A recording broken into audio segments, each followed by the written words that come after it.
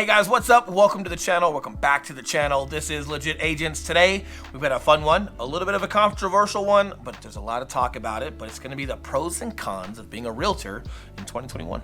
All right, let's check it out.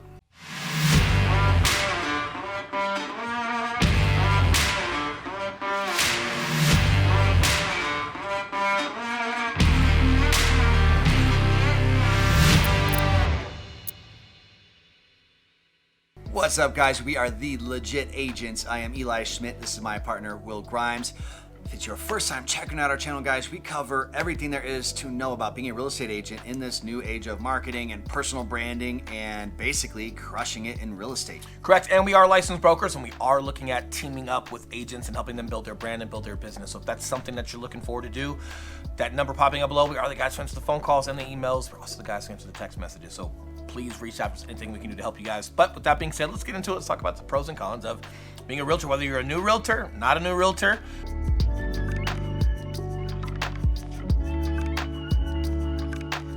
All right, guys, so I'm going to start off with the first pro, and we might be able to spin this into a con like basically most of these. However, one of the pros, man, real estate is freaking booming right now.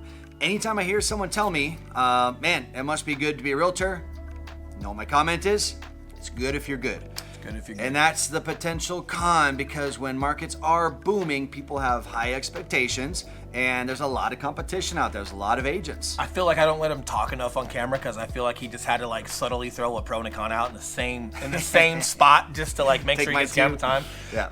If you guys are fans of like college or professional football, compare like being a starting quarterback or a starting running back or a starting linebacker and junior high versus high school versus college, right? When you get to college, you've got 4 or 5 guys trying out for that spot, and they're all good. They're all really good. So like, what are you going to do to put yourself ahead of the competition to make you that starter at that level, right? And if you can accomplish that, then man, imagine being a starting running back or starting quarterback for Alabama football, right? Or the Green Bay Packers. Like, the reward is extraordinary. There's a lot of cool stuff, income, the crowd, whatever it may be that comes with that. But if you can't separate yourself from the competition, then yeah, like that's really hard, right? You've got thousands and thousands of realtors that are in every state, right? And just to give you some context, like in Colorado, as of like the month of June, 40% of realtors hadn't even done, and this isn't just for Colorado, this is across the country. We're in Colorado, and our team is across the entire country, but as of from June, the 1st of June, 40% of realtors had not even done a deal yet. Yeah. So you do have an understanding of like, hey, there's just a lot out there that are having licenses, but they're not utilizing it much. Maybe they use it for family. They're being, part-time. They're not putting their foot forward, but you got to remember too, like they're still taking up some of that business. So whether you're new or you're established, but you want to increase your book of business, like you got to find ways to separate yourself to make sure that when you're looking at this, you fall to that good benefit side of the market being extremely hot. Or if you're in a state that has a lot of influx, Colorado, we had 70,000 people move here last year. So is that big for us? Yeah, but again, guys, it's crazy because we still have the average realtor doing 3-4 deals a year. Yeah. That hasn't changed. So even though like the influx has been extraordinarily big, average has been average. So it literally, like, if you're not going to put yourself in a position to be better just because we've had that many more people move to this state or any other state, like it hasn't increased how much production you actually do. So again, like pro and con, definitely a pro and con, but if you're excited about real estate, if you want to be better, if you want to brand yourself the right way and learn how to do social media or YouTube or whatever it may be, man, you can really set yourself and your family up in a position of success. Absolutely.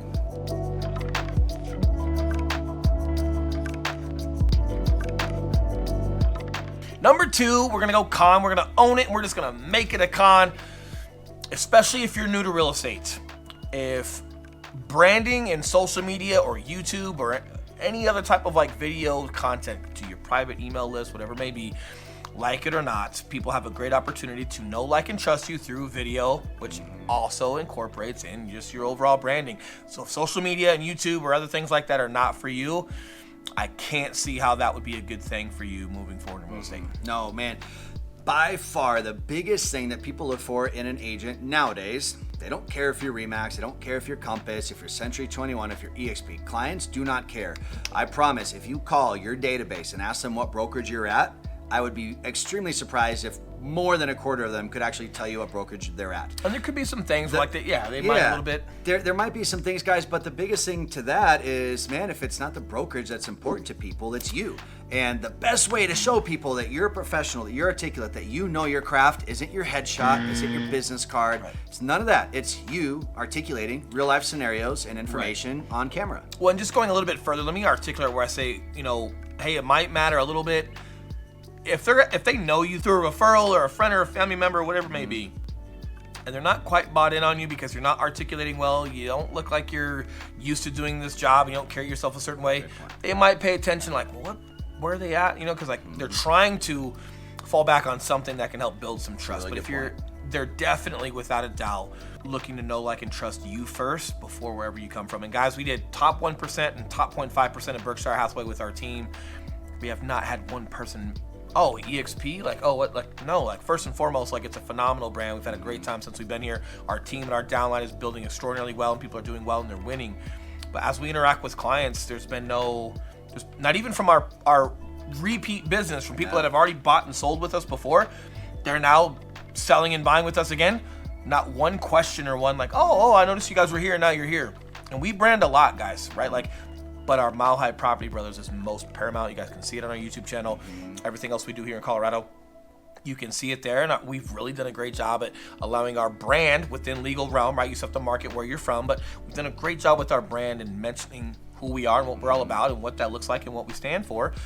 And that's where people tend to focus, and they identify with our brand. Oh yeah, the Mile High Property Brothers. And they talk to other people, their friends and their family, and we get our referrals from that. And people from our YouTube channel, they do remember it, and they are in our private Facebook groups talking about it. They're not talking about EXP. They're not talking about Berkshire Hathaway, right? So if you're building your brand appropriately, it will definitely matter most.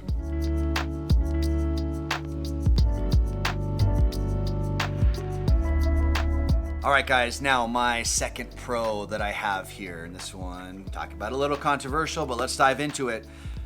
You may be curious why this is a pro, but I'm going to say flat rate brokerages. Ooh, why is that a pro? A couple reasons. I'll start with this one, then we'll take the second half. So the first one, you've got so many people that are coming into real estate who are employees. They are not entrepreneurs. And so many people make the terrible mistake of coming into real estate thinking, A, you're gonna have all this freedom, and B, there's gonna be all these people that are dying to help you know what to do, and your managing broker is gonna help you build your business. They have all these classes for you to take.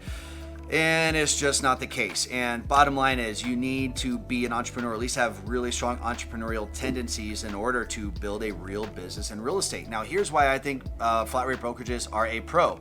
Because I do think that there's a lot of agents out there that maybe they're not the best business owner, maybe they're not a natural entrepreneur, but they're a decent real estate agent, and they're okay making $100,000 a year, and they're okay being on salary. You're not going to make $75,000 a year. Yeah, that's average, 75 to 100 at a Redfin or whatever those places are. Right. But fast forward, I think what's going to happen is, I know what's going to happen. Mark my words. Come back, watch this video. It's going to be right down the road. You're going to have Zillow turning into a brokerage. Redfin's going to be your big brokerages, and you're going to have these big box Target and Walmart who have employee real estate agents who can open a door. They don't negotiate, but they're literally opening doors. Correct. And here's what the market's, here's what folks are going to see from that, right?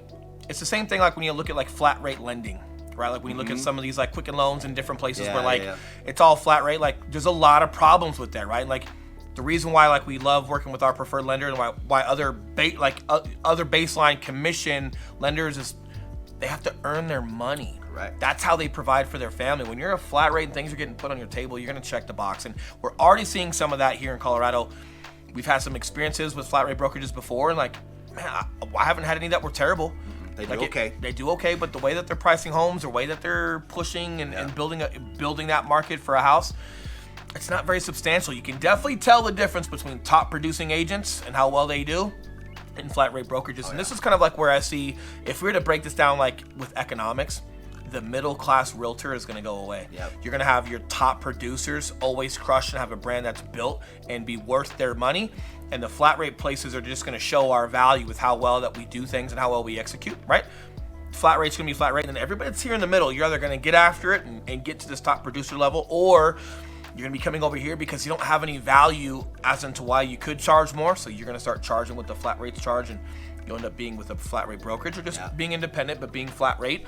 and you're gonna have to get in where you fit in from there. But as far as like that middle class of agents being able to do 7 to 9 deals a year and charge full price, I really feel like unless you've got something better to stand on than just being right in the middle of the road, that middle class is gonna go away, and you're gonna have to put the work in and be here and build a brand, or you're gonna be on that flat rate side. Yeah, guys. Either way, I promise you the top producers will continue to be top producers. Hell yeah, they there will. are other industries where this has happened before. There are other like there's a reason why certain demand for quality is still there, and if anything, it tends to go up sometimes. So if you're a top producer, if you're looking at being a top producer, there's ways to navigate that, and the flat rate side is only going to accentuate the actual value in you. Sometimes this middle of the road area makes it a little sticky, and some people can't see the difference between a top producer and a flat rate. It will be very clear over time. That's why, exactly. Thank you. Man, you articulated that very well. That's exactly why I wanted that to be on a pro. The cream's going to rise to the top, and then for you guys, maybe you're struggling trying to be an independent agent, and you might be a good home shower, and you can go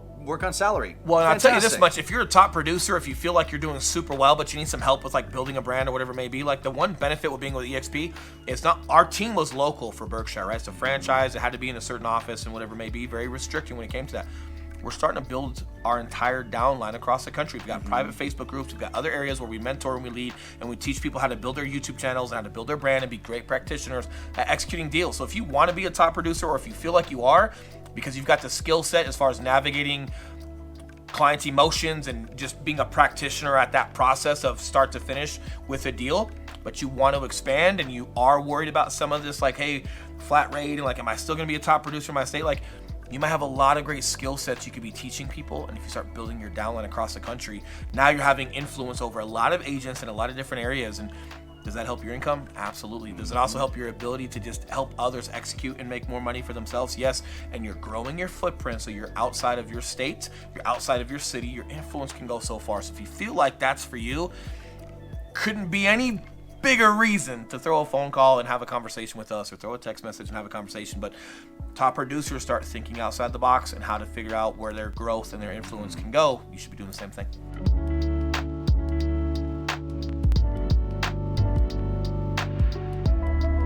All right, guys, let's throw one more con at you. Again, this could be subjective to if you love what you do or if you don't love what you do. We obviously love what we do. However, there's still a ton of time commitment, right? So we've got 2 live YouTube channels that go, plus our team, plus all of our clients, right? But we still try to fit in some family time every day. We still like to do vacations.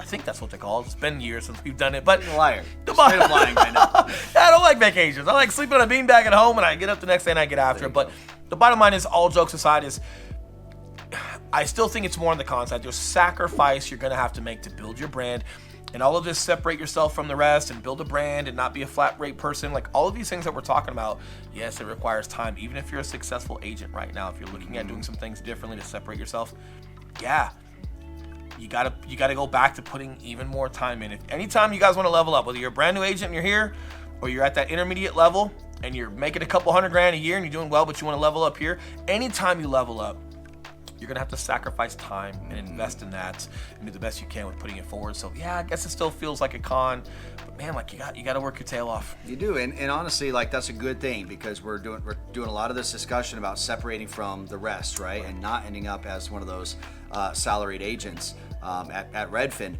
And this is what it takes. And guys, the other part to this, in addition to the time, is you got to wear a lot of hats in the beginning. So this is a real business. You are an entrepreneur. There's no boss telling you what to do and how to do it, and when you have to be at the office and when you can't. A lot of you guys might have gotten to real estate for the freedom, right? The time freedom, the supposed time freedom. And then you're quickly going to realize, like, oh shit, that was a lie.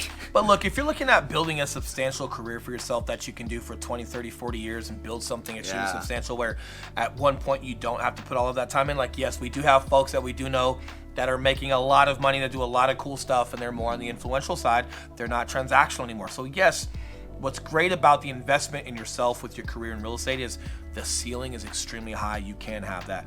Anywhere else that you're working, as far as like a 9-to-5 or other areas as far as entrepreneurship, some of them just don't have that high of a ceiling. So the opportunity is there, and like, yes, you can at some point have your freedom per se and have some of that time and be more on the influential side where you can plan better and take more vacations. But the bottom line is, you don't get to skip the step of hard work and putting your time in, right? So the depending on how you're looking at it, could be a con at first, or if you got comfortable because you're in a great spot right now and you make a couple $100,000, but you want to level up, and you're like, oh my gosh, Will, it's like going back to that. It'd be like me going back to boot camp. I have no interest in going back to boot camp, but the bottom line is, in your business, if you want to level up, you've got to go back to that nitty gritty, doing the dirty work.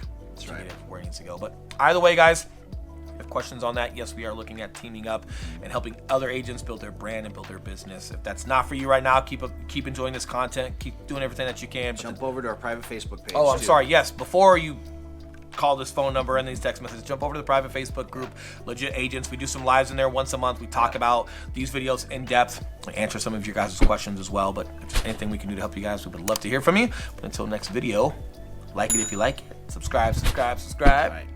See you next video. See you guys.